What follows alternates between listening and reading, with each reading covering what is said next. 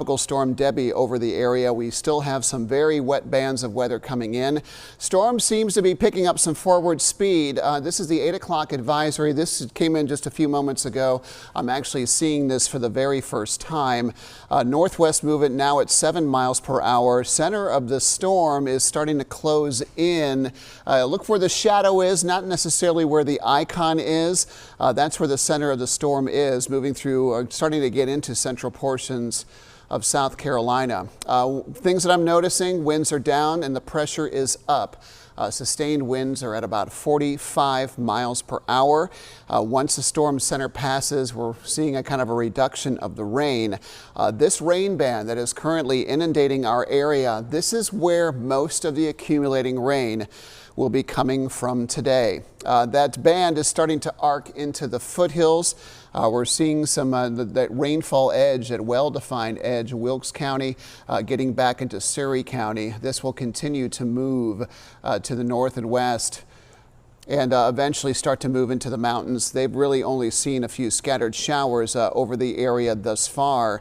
It's these big bands. I'm going to stop this rotation here for a moment. These bands of some very heavy rain through the I-40 corridor, I-85, and then arcing back into the Raleigh metro area. These bands that are oriented more northwest to southeast, those are the ones that are going to have to watch pretty closely today, have a better chance of spawning.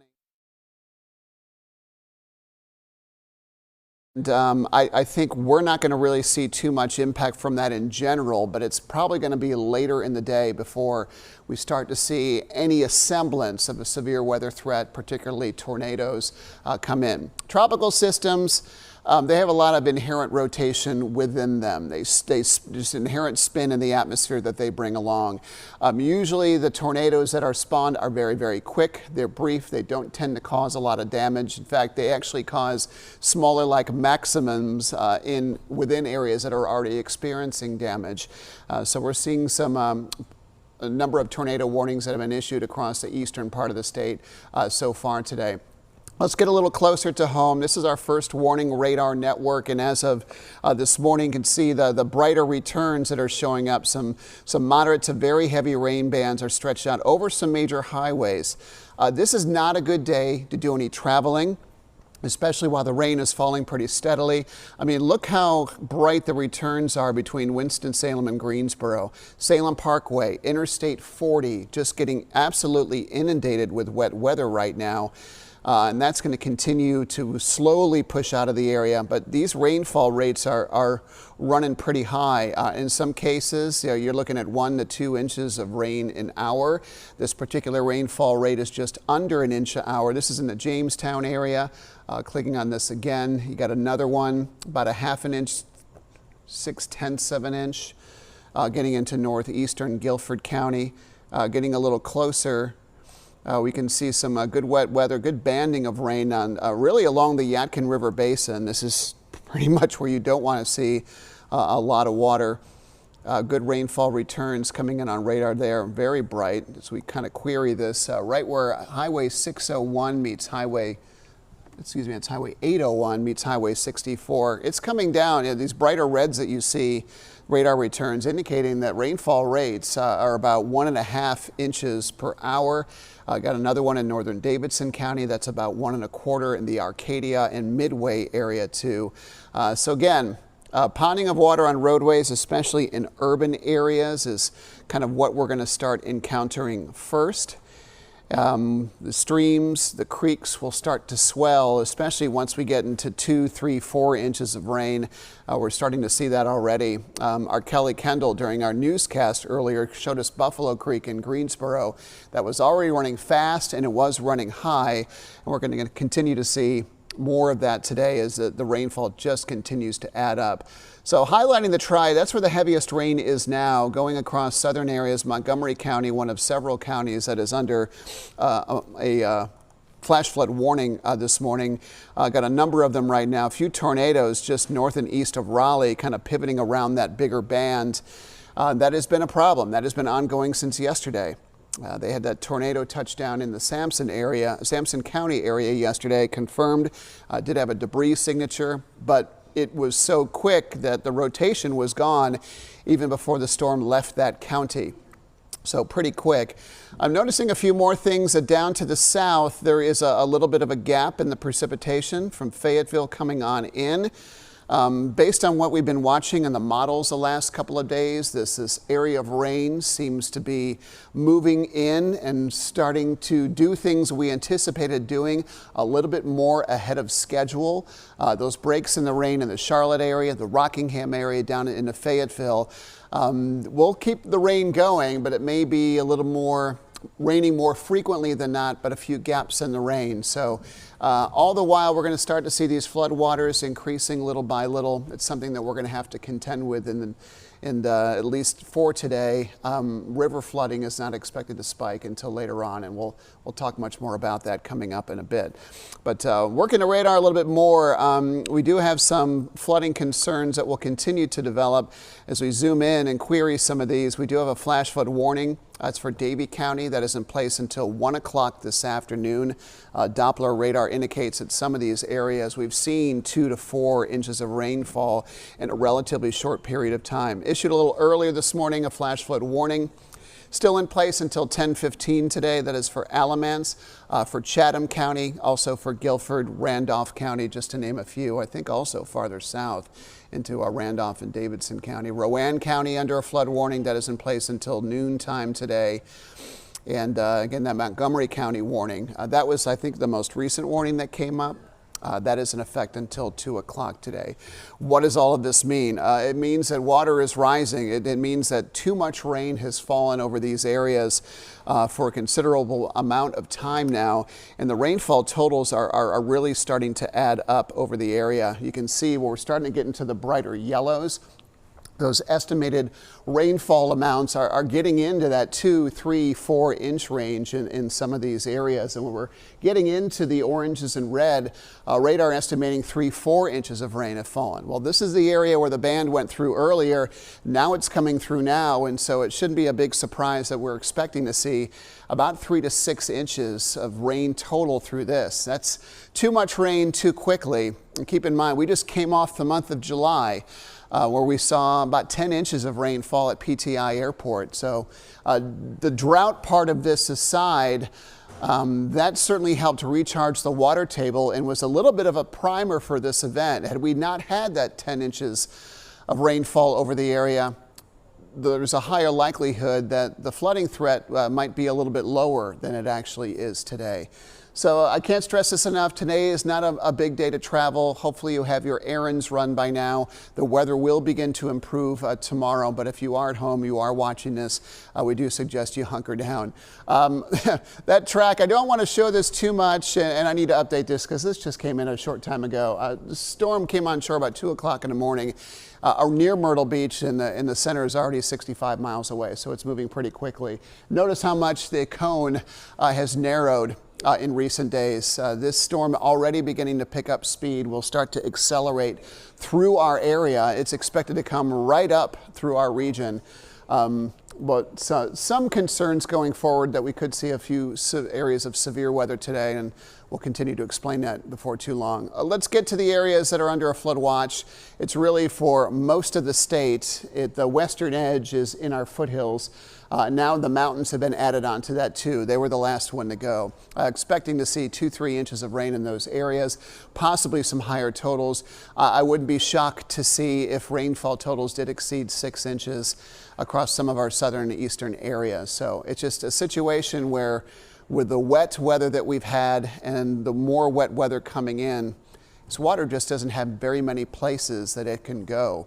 So it kind of runs off, it chokes the smaller waterways first, the sewer systems, so you get urban flooding, you get creek and stream flooding, and then eventually all that starts to feed into some of the larger rivers.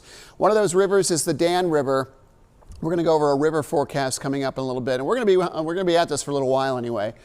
The Dan River up in Rockingham County near Wentworth, and then getting farther east into the Danville area.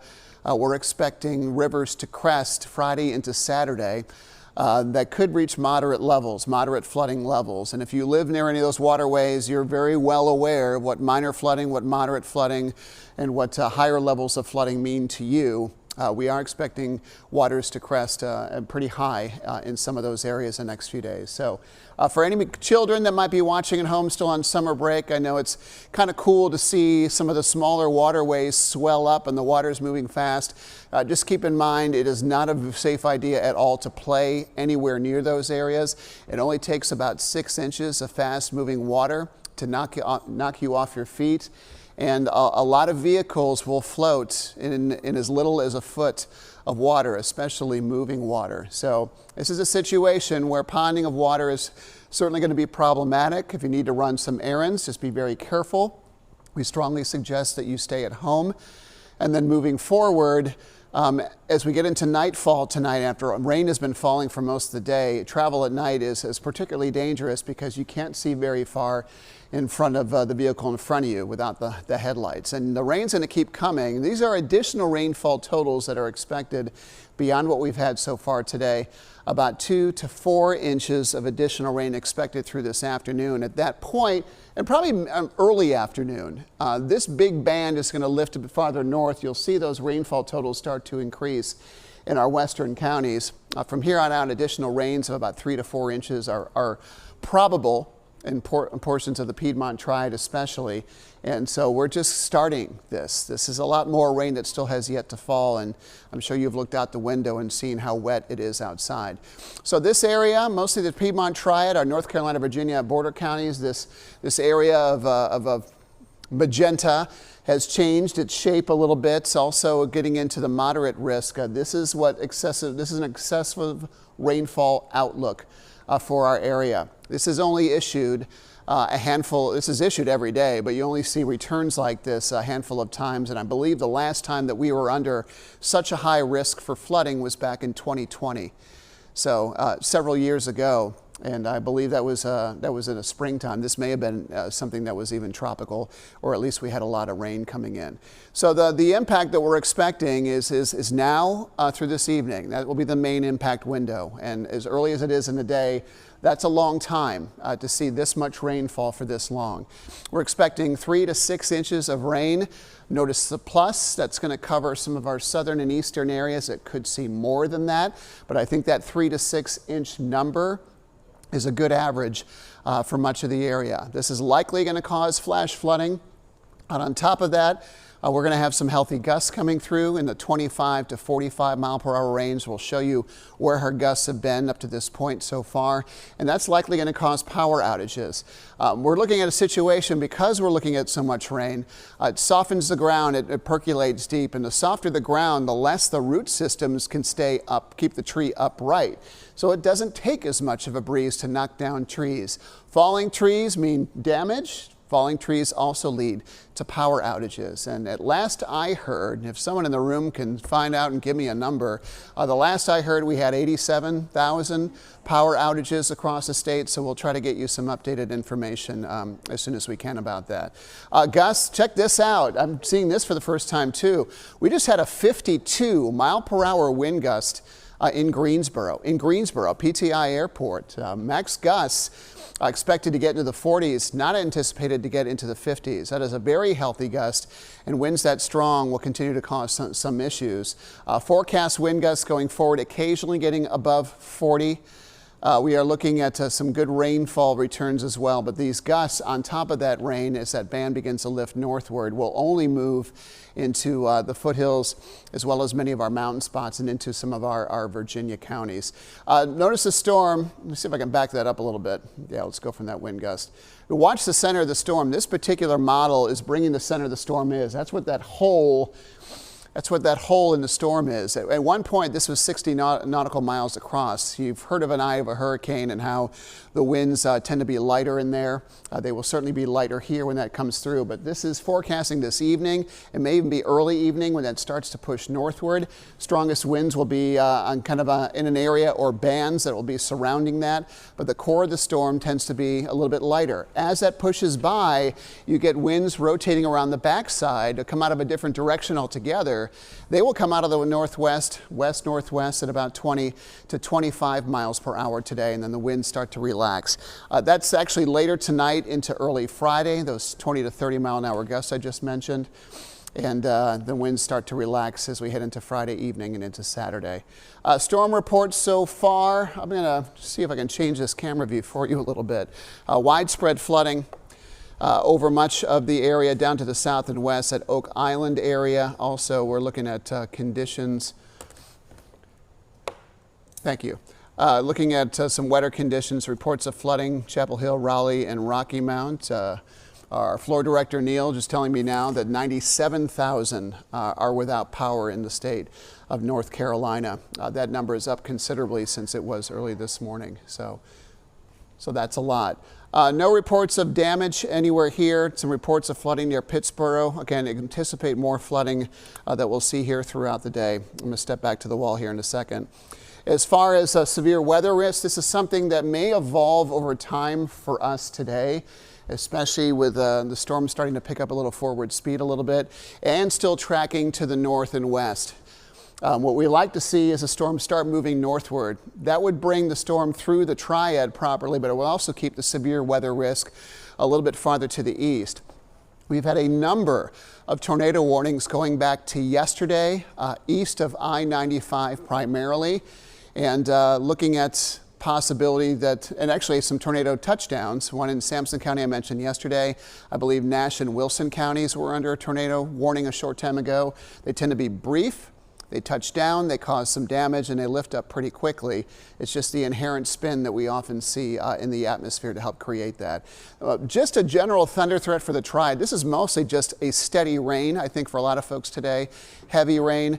But as you get into some of those bands that tend to arc north and west to south and east, you start to see the marginal risk creeping up.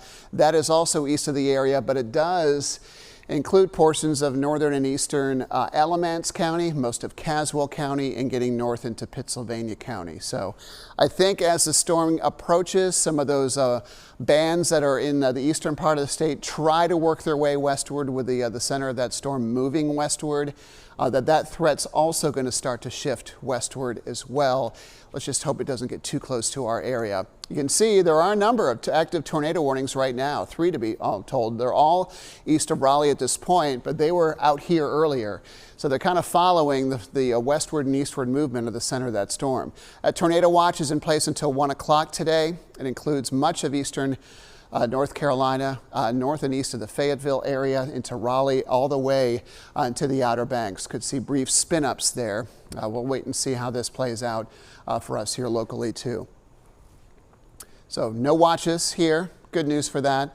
Your forecast is wet. No big surprises. Temperatures will be in the lower 70s for much of the morning as we start to see rain chances going down some, but again,